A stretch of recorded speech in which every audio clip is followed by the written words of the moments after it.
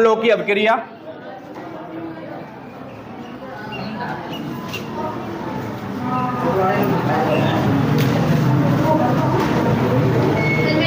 आओ बेटा।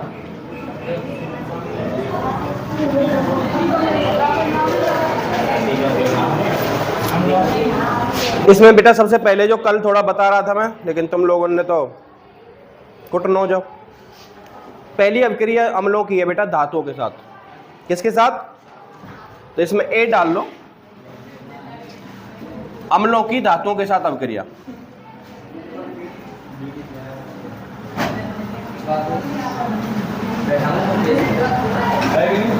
हाँ बेटा,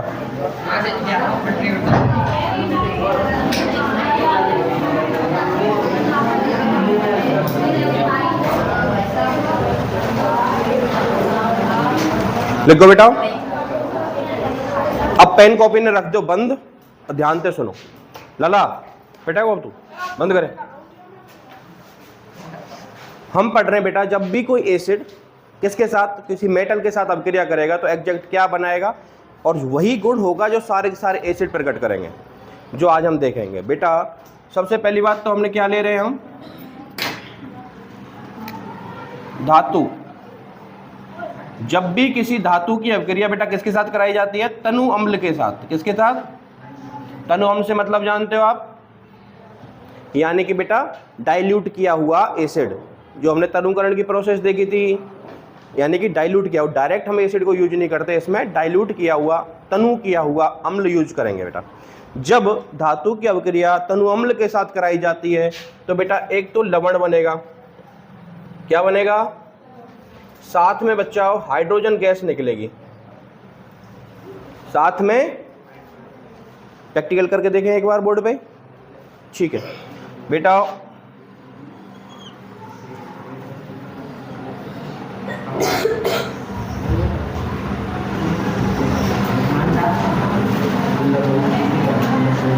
इसे कहते हैं बेटा प्रक्नल स्टैंड। क्या कहते हैं? टेढ़ो ना है गो घनो।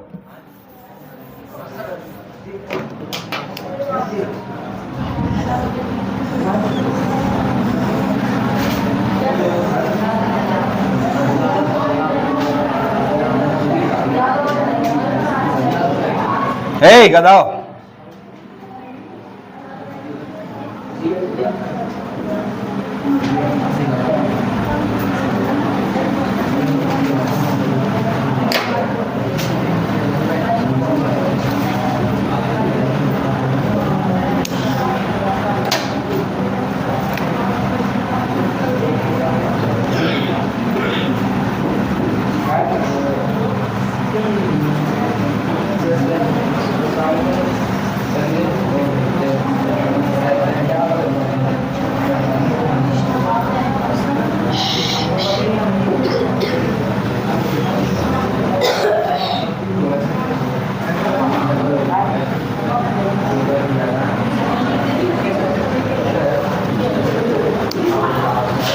बेटा आओ ध्यान दो। हमने क्या लिया बेटा? एक पर्सनल, हमने एक तो बेटा परखनली स्टैंड लिया। क्या लिया? परखनली स्टैंड।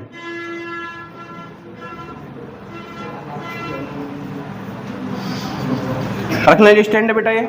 इसका क्या काम होता है? एक नीचे आयताकार बेटा प्लेट सी स्लेट टाइप में होती है, उसके ऊपर बेटा एक स्टैंड खड़ा होता है।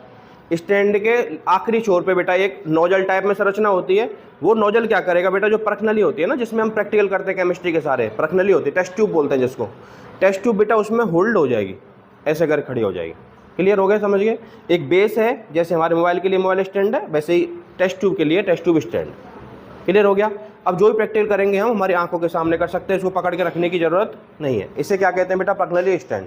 इसमें बेटा ये क्या है? इसे बोलते हैं टेस्ट ट्यूब या परखनली। क्या बोलते हैं? क्लियर बेटा? इसमें मैंने क्या लिया बेटा? तनु अम्ल। तनु अम्ल कौन सा ले लेते हैं? तनु H2SO4 ले लें। तनु H2SO4 ले लिया बेटा। इसमें बेटा कुछ मैंने दाने लिए हैं, किसके? जिंक के। किसके? अब बेटा मैंने ऊपर ऊपर आपको लिखा रखी है, जब किसी धातु की अभिक्रिया तनु अम्ल के साथ होती है तो क्या बनाएगा, संगत लवण बनाएगा तथा साथ में हाइड्रोजन गैस मुक्त होती है। यही हुआ। अब बेटा मैंने तनु अम्ल ले लिया, कौन सा, साथ में बेटा कौन सा धातु लिए मैंने, ले ली। अब बेटा इनको धीरे से हिलाएंगे हम, थोड़ा सा हिलाएंगे तो बेटा जो धातु है वो अम्ल के साथ रिएक्ट करना चालू कर देगी, नहीं करेगी, रिएक्ट चालू कर देगी। रिएक्ट करेंगे तो बेटा इसमें थोड़े बुलबुले से उठाएंगे, क्या उठाएंगे, बबल्स, बबल्स उठे। अब उन बबल्स को हमें जानना है कि बेटा एग्जैक्ट है किस चीज़ के, जानना है कि नहीं। तो उसके लिए मैंने सबसे पहले तो अब बनना, उड़ जाएंगे ना बबल्स, गैस बन के उड़ जाएंगी, तो मैंने इसको काट से बंद किया। इसे क्या कहते हैं बेटा, काट, लकड़ी की होती है बेटा, परख नली में ठुस जाती है। उससे क्या है कि जो भी सामान जो बन रहा होगा उसी के अंदर रहेगा, बाहर नहीं निकलेगा। उसमें बेटा एक छोटा सा छिद्र करके मैंने एक नलिका निकाली, नलिका निकाली। अब मैं जो अंदर बन रही गैस है या जो भी चीज़ है जो बबल बन के निकल रही थी, उसको बेटा मैं इस गैस के थ्रू अब बाहर ले जा सकता हूँ कि नहीं ले जा सकता, क्योंकि मैंने काट से बंद कर दिया। उसमें बस इतना ही छेद रखा है जो मेरी एक पाइप निकल के कहीं और जा सके जहाँ मुझे उसका टेस्ट करना है। अब टेस्ट बेटा मैंने एक बर्तन में साबुन का घोल ले लिया, किसका, साबुन का घोल लिया बेटा। साबुन के घोल में जब वो नली से पाइप से बेटा गैस ट्रांसफ़र होगी तो अपने आप बुलबुले बनेंगे, नहीं बनेंगे। जब भी सरफ के पानी में, साबुन के पानी में हम हवा डालते हैं या फिर परख नली बचपन में निकालते थे ना, गुब्बारे से बनाते थे, तो वो निकलेंगे, निकलेंगे, क्या निकलेंगे बेटा, इससे बबल्स निकलेंगे। अब मुझे जानना ये है कि इन बबल्स में, इन गुब्बारों में, इन बुलबुलों में बेटा एग्जैक्ट कौन सी गैस है, जानना तो पड़ेगा, क्योंकि लवण का तो चलो यहाँ पता चल जाएगा मेरे को, इसी में बनेगा। जिंक पड़ी है बेटा, थोड़ा सा H2SO4 पड़ा है तनु अवस्था में, दोनों को हिलाया, दोनों में बेटा क्या हुआ, बबल्स निकले और रिएक्ट चालू हुआ बेटा। रिएक्ट चालू हुआ तो मैंने देखा धीरे धीरे यहाँ पे कुछ जमने लग गया है, साथ में उसमें बुलबुले उठ रहे थे। बुलबुलों को मैंने जानने के लिए उसमें एग्जैक्ट है क्या, मैंने काट से बंद किया और एक नली के माध्यम से उस गैस को कहाँ लेके गया, साबुन के। अब साबुन के घोल में जब वो गैस प्रवाहित होगी तो बेटा बुलबुले निकलेंगे, नहीं निकलेंगे। अब वो बुलबुले निकलने के लिए बेटा मैं, हर गैस या हर पदार्थ अपना एक अलग गुण प्रकट करता है जिससे हम उसे पहचान सकें कि वो कौन सा है। हाइड्रोजन गैस की एक पहचान है, जब भी उसके पास, उसके बुलबुले के पास या उस गैस के पास आप जलता हुआ कुछ लेके जाओगे, माचिस लेके जाओ, मोमबत्ती लेके जाओ, तो बेटा एक विशेष आवाज़ करती है। वो कैसी, पट पट की आवाज़, जैसे छोटे छोटे भटकने होते हैं ना, उनको भटकाते मामूली सी आवाज़ करते हैं ना, वैसी आवाज़ करती है हाइड्रोजन गैस। तो जब मैं बेटा यहाँ पे मोमबत्ती लेके जाऊँगा, क्या लेके जाऊँगा, मोमबत्ती लेके जाऊँगा, तो बेटा कैसी आवाज़ निकलेगी, और ये पहचान किसकी है बेटा जी, हाइड्रोजन गैस की। तो बेटा मेरा प्रूफ हुआ कि जब भी किसी धातु की रासायनिक अभिक्रिया किसी तनु अम्ल के साथ कराई जाती है तो क्या बनता है बेटा, एक संगत लवण बनेगा, साथ में हाइड्रोजन गैस निकलेगी जिसकी पहचान क्या है, मामूली सी पट पट की आवाज़। समझ में आया सारा कुछ, क्या हो रहा है इस परख नली में खेल। मैंने बेटा Zn ली थी या जिंक लिया था, जिंक की अभिक्रिया मैंने किसके साथ कराई थी बेटा, तनु H2SO4 के साथ कराई थी कि नहीं कराई थी। अब जानते हो बेटा, शायद 4th या 3rd चैप्टर में आप पढ़ोगे सक्रियता श्रेणी। सक्रिय श्रेणी मतलब एक्टिव सीरीज। उसमें बेटा जो तत्व ऊपर आएगा उसके पास पूरा हक है कि नीचे वाले के सॉल्ट में से या उसके यौगिक में से उसके ऋणायन को लेके भाग सकता है। जो हमने बताया था विस्थापन अभिक्रिया देखी थी हमने। विस्थापन अभिक्रिया में एक सिंगल कंपाउंड आ करके उसके लवण में से, उसके यौगिक में से बेटा ऋणायन को लेके जा रहा था, नहीं लेके जा रहा था, जिसमें हमने देखा था कि उसकी बीवी उसके साथ भाग गई, याद आ गया।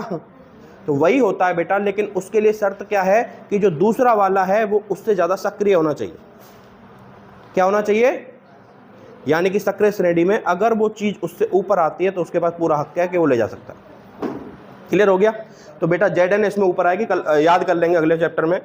Zn बेटा किसको लेके जाएगा, SO4 को। क्या बनाएगा बच्चा, यहाँ पे क्या बचा बेटा, अकेला H2 गैस बेटा निकल जाएगी। यही तो अभिक्रिया थी कि जब जिंक की अभिक्रिया हाइड्रोजन सल्फेट या फिर सल्फ्यूरिक एसिड के साथ H2SO4 के साथ कराते हैं तो एक लवण बनेगा जिसका नाम होगा जिंक सल्फेट। क्या बनेगा बेटा, जिंक सल्फेट, साथ में बेटा हाइड्रोजन गैस निकलेगी।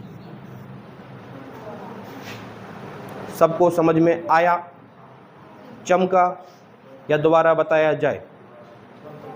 एक और देखो, इसी अभिक्रिया में बेटा मैं अपने घर से एक चोबा लेता हूँ। चोबा कील होती है ना, किसकी बनी होती है बेटा? लोहा की। लोहे का सूत्र क्या होता है? Fe। इसमें बेटा मैंने H2SO4 मेरा खत्म हो गया, मैंने लिया क्या? HCl, जो अपना बाथरूम वगैरह साफ करने का काम आता है। नॉर्मली HCl ही होता है, हाइड्रोक्लोरिक एसिड होता है, कई बार H2SO4 हो जाता है। किसकी अभिक्रिया करा रहा हूँ बेटा मैं? तनु HCl की अभिक्रिया करा रहा हूँ बेटा। ये किसको लेके भागेगा? अब क्लोरीन को, क्लोराइड को, Cl को। अब बेटा जब लेके जाएगा तो क्या बनाएगा? अब बताओ।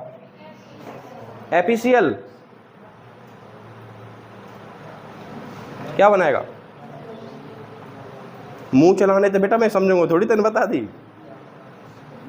FeCl2। Fe बेटा दो प्रकार की संयोजकता व्यक्त करता है, एक +2 एक +3, लेकिन इसमें +2 वाला काम आ रहा है, सीखेंगे रसायन सूत्र। जल्दी बैठ बेटा। क्या बना बेटा मेरा? एक तो FeCl2 बना, क्या बना? FeCl2।